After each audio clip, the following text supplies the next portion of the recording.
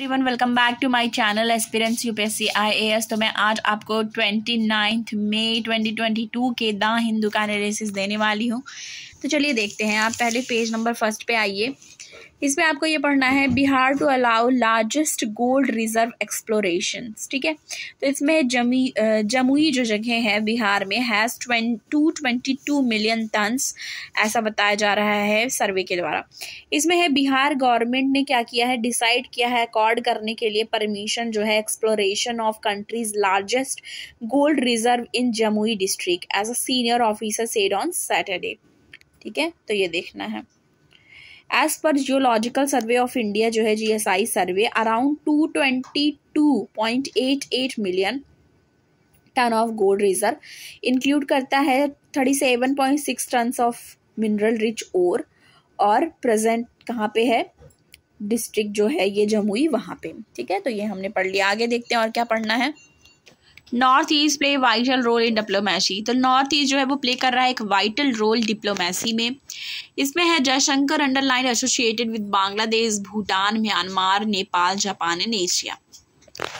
इसमें देख लीजिए, इसमें है कि एक्सटर्नल अफेयर मिनिस्टर जो है S जयशंकर प्रसाद, उन्होंने सैटरडे को इंडिकेट किया है कि बांग्लादेश, भूटान, म्यांमार, नेपाल इंडिया के मोस्ट ट्रस्टेड ग्लोबल पार्टनर है अलॉन्ग विद जापान, और मेंबर ऑफ जो एशियान कंट्रीज है। मतलब एशियान का फुल फॉर्म आप सबको पता ही होगा, association of south east Asia nation. ठीक है, तो ये चीज़ उन्होंने बताया है। इन्होंने बात करते हुए बोला है जो इनॉग्रल सेशन है टुडे का, ठीक है, NADI 3 Asian conference river conclave का गुवाहाटी में, मिस्टर जयशंकर ने बोला है कि prioritizations of the northeast comprising 8 states by Narendra Modi government has made it obvious that India should work with its most trusted global partners। तो बताया जा रहा है इन कंट्रीज को कि ये मोस्ट ट्रस्टेड ग्लोबल अपने पार्टनर्स हैं और इनके साथ काम को लेकर के बातें की गई हैं। और इसमें अंडरलाइन किया है जो एसोसिएशन है बांग्लादेश, भूटान, म्यांमार, नेपाल, जापान और एशियान का। तो ये हमने पढ़ लिया। आगे देखते हैं। Heritage to sustainability, UN habitat lays out plan for pink city.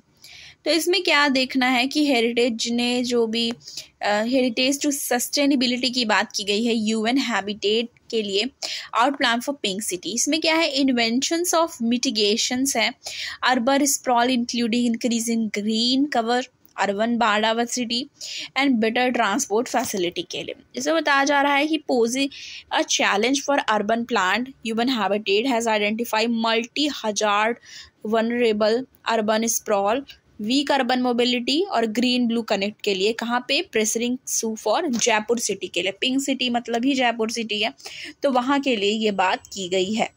इसमें बोला गया है कि ग्लोबल बॉडी जो है बेस्ड है इसके जो फाइंडिंग और सस्टेनेबल सिटीज़ जो इंटीग्रेट कर रही है अप्रोच, जो कि पायलट प्रोजेक्ट से, ठीक है, as part of which sustainable planning और मैनेजमेंट जो कंपोनेंट है वो इम्प्लीमेंटेड हुआ था collaboration with Jaipur development authority और जयपुर ग्रेटर म्युनिसिपल कॉरपोरेशन के बीच में ये हुआ था। ठीक है, कोलैबोरेशंस। तो आगे देखते हैं, ये हमने भी पढ़ लिया, ये भी पढ़ना था। इसके बाद ये पढ़ना है US issue sanctions targeting north Korea. तो US ने क्या इशू किया है, सैंक्शंस इशू किया है नॉर्थ कोरिया पे। This comes after China Russia voted UN push to sanction its ICBM launches.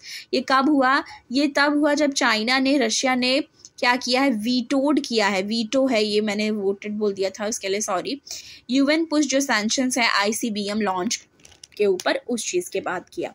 तो इसमें देखिए यूनाइटेड स्टेट ने फ्राइडे को इम्पोज किया है सैंक्शंस 2 रशियन बैंक पे, ठीक है, एक नॉर्थ कोरियन कंपनी पे और एक and a person it accuse of supporting north Korean weapons. North Korean company, ठीक है, नॉर्थ कोरियन कंपनी और पर्सन जो एक्यूज है सपोर्ट करने के लिए नॉर्थ कोरिया के वेपन ऑफ मास डिस्ट्रक्शंस को, ठीक है, मास डिस्ट्रक्शन प्रोग्राम को। Increasing pressure on Pyongyang over its renewed ballistic missile launches.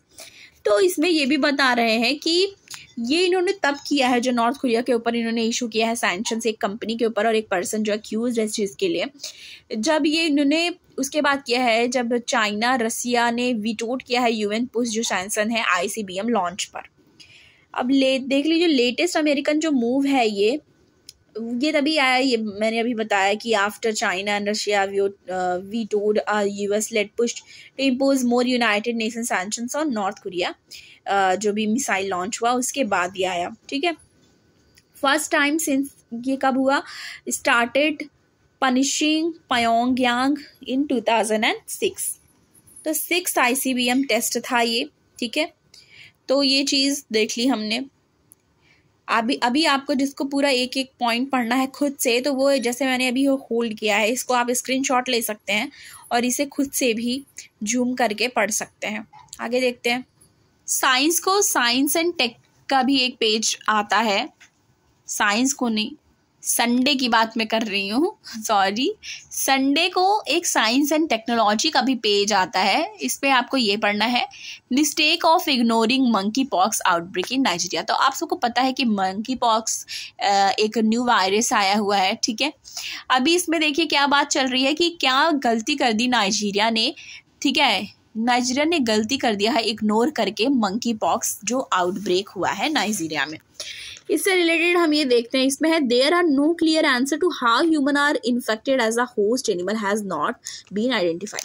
तो अभी तक ये नहीं पता चल पाया है कि जो ह्यूमन्स हैं वो कैसे इन्फेक्टेड हो रहे हैं इससे, क्योंकि अभी इसका होस्ट नहीं पता चल पाया है कि होस्ट एनिमल क्या है या किसकी वजह से ये मंकी पॉक्स हो रहा है।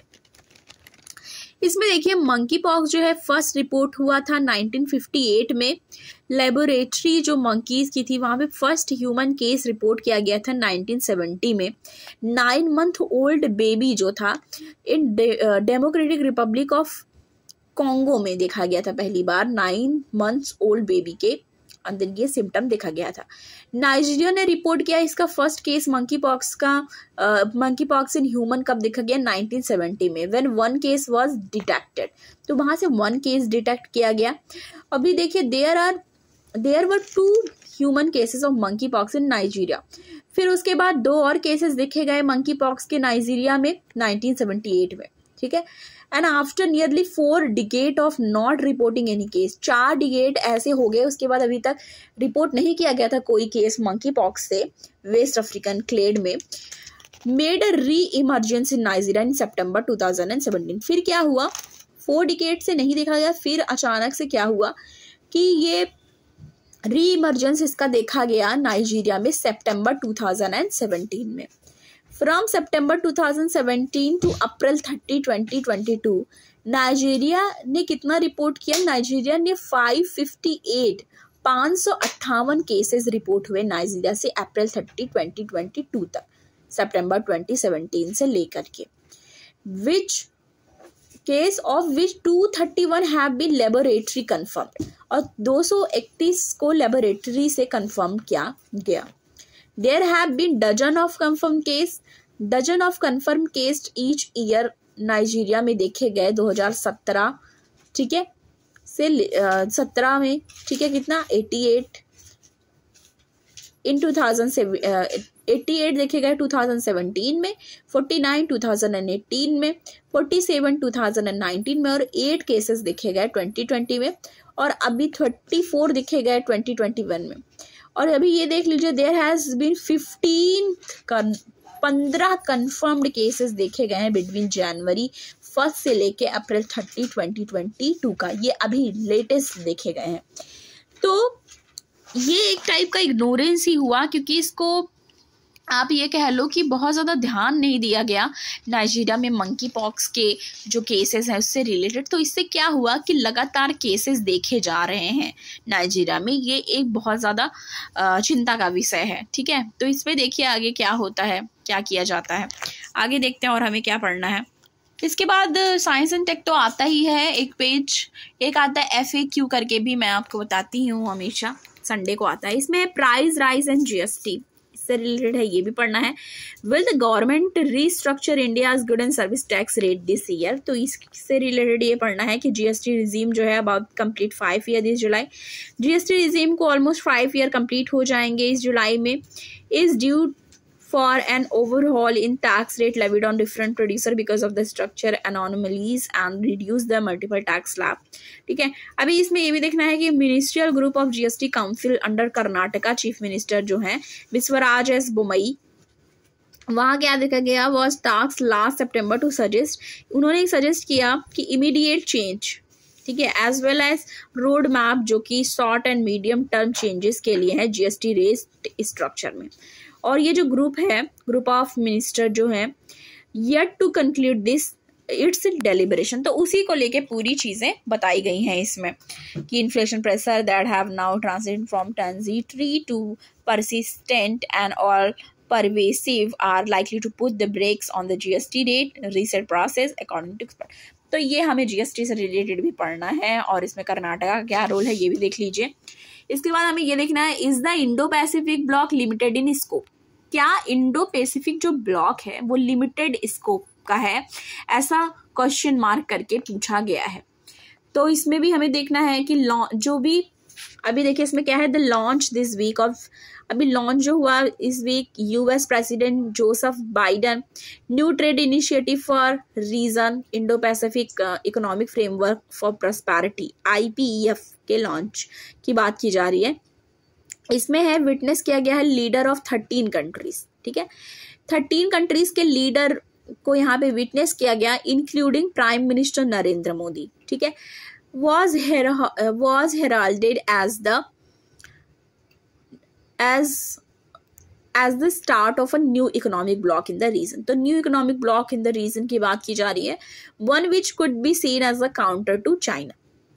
और ये जो IPEF है कंप्राइज करता है bakers dozen of Australia Brunei, India, Indonesia, Japan, republic of Korea, Malaysia, New Zealand, Philippines, Singapore, Thailand, US and Vietnam.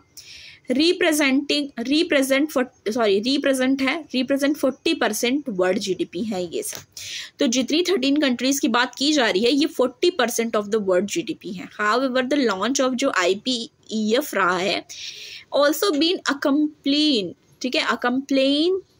तो जो ये लॉन्च ऑफ IPEF है वो क्या हुआ है कि also been accompanied with some जो सेप्टिसिज्म है उससे रिलेटेड है कि no least from within the US है ये about just what it's deliver given that official made it clear that it is not a traditional trade, तो traditional trade deal. तो ये भी क्लियर किया गया है ऑफिशियली कि ये कोई भी एक ट्रेडिशनल ट्रेड डील नहीं है, ऐसा भी इन्होंने क्लियर किया है। तो बस इसमें और क्वेश्चन आंसरिंग है IPEF से रिलेटेड। उसके बाद ये पढ़ना है why can't America solve it's gun problem, क्यों जो अमेरिका है सॉल्व नहीं कर रही है अपने गन प्रॉब्लम को, why can't America solve it's gun problem. तो उससे रिलेटेड भी पढ़ लीजिए, वीडियो बहुत लंबी हो गई है, मैं ऐसे आपको बता दे रही हूँ। इसमें है the interpretation of the second amendment that remain that it's guaranteed at the individual level right to bear arms। तो कैरी करने को लेके आर्म्स की यहाँ बात की जा रही है कि जो राइट टू बियर आर्म्स है, ठीक है, आर्म्स एंड आर्मामेंट्स, उसकी बात की जा रही है। Overall there have been at least 26 school shooting in 2022 alone. 26 school की बात की जा रही है, 26 school shooting in 2022 alone according to reports. तो रिपोर्ट्स के द्वारा ये बताया जा रहा है, मैं थोड़ा सा एक्सप्लेन ही कर देती हूँ इसको। इसमें क्या है, May 24 को क्या हुआ, gunman went on a shooting rampage at Robb elementary school. Robb elementary school में वो गया in the small town of Uvalde, Texas की बात चल रही है। किलिंग 19 चिल्ड्रन, 19 चिल्ड्रंस को मार दिया एंड 2 टीचर्स, एंड उसमें 2 टीचर शामिल थे। Attack has reminded US yet again that it has failed to act to stop gun crimes. फिर से ये दिखा रहा है कि US फेल हो गया जो उसके गन क्राइम्स है उसको रोकने के लिए। ठीक है। Grim toll on human life for several decades से ऐसा हो रहा है, और वो फिर से नहीं ये मतलब सही कर पाया या फेल हुआ एक तरीके से।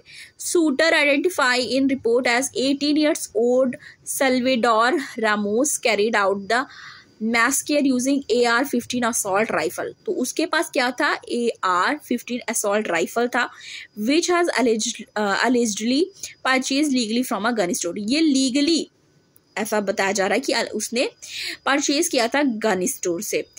The murderer, which came scarcely 10 days after 10 people were shot dead at the grocery store in Buffalo, New York। अभी देखिए 10 पीपल्स और भी मार दिए गए न्यूयॉर्क में। An incident identified as a racist hate crime, ये दिखाता है एक racist hate crime को। Have prompted another round of acrimony between liberal and conservative। तो ये क्या दिखा रहा है, ये जो एक्रीमनी दिखा रहा है लिबरल्स और कंजर्वेटिव के बीच में, on the need to tighter gun controls law. तो ये अभी ज़रूरत है यूएस में कि जो गन कंट्रोल लॉज हैं उसको और टाइट किया जाए। US president Joe Biden wasted no time in condemning the attack. उन्होंने कंडेम किया है अटैक को, but was sketchy on details regarding word legislation और एग्जीक्यूटिव एक्शंस। पर ये नहीं बताया कि क्या लेजिस्लेचर और एग्जीक्यूटिव एक्शंस होगा। He hope to push forward to close regulatory loophole. ठीक है, वो रेगुलेटरी एक लूप होल देखा जा रहा है that allowed teenager to buy assault weapon. तो कैसे एक 18 ईयर्स का जो लड़का है उसने खरीदा। तो यहाँ वहाँ पे ये भी देखने की बात है यूएस में कि लैक ऑफ, हाँ, तो कैसे एक लूप होल दिख रहा है कि अलाउ कर दिया जा रहा है एक टीनेजर को बाय करने के लिए असॉल्ट वेपन्स। ठीक है, एंड मोर ब्रॉडली ये भी देखिए कि lack of background check for potential gun buyers. और बैकग्राउंड भी नहीं चेक किया जा रहा है अगर कोई भी गन वहां पे खरीद रहा है। Neither mister Biden nor any of the democratic predecessor have succeeded in getting common sense gun control reform passed in the US Congress owing to Republican lawmaker refused to budget on this view regarding this constitutional right to bear arms।